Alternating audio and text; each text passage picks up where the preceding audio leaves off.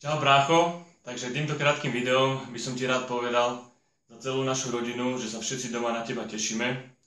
Držíme ti palce a hlavne sa čo najskôr uzdrav, nech môžeš prísť domov a nech sa zase vidíme.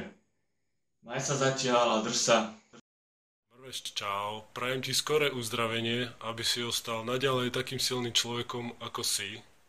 Som tu kedykoľvek pre teba, hneď mi volaj, keby si čokoľvek potreboval.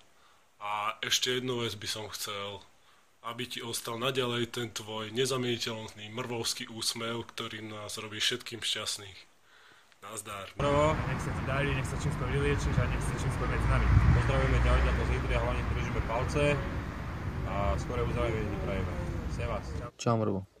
Veľmi ma to mrzí a nielen mňa, ale všetkých, čo sa ti prihodilo.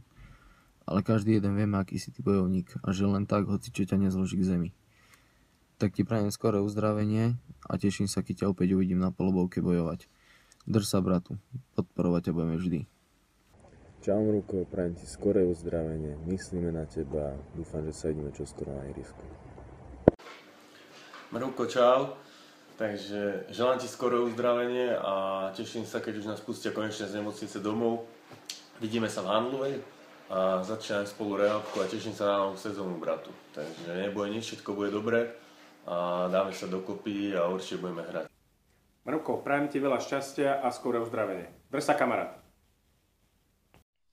Čau Mrvec, veľmi si nás vystrašil, tak už to prosím ťa viackrát nerob.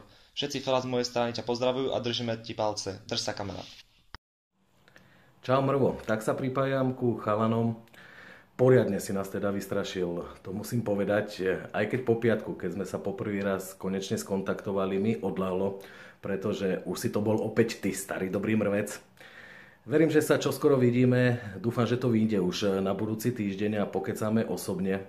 Ja ešte priložím pozdravy od maminy Emy a Dominiky, ktoré ti spolu so mnou držia palce a prajú skoré uzdravenie. No a ja sa na teba veľmi teším. Zatiaľ čau.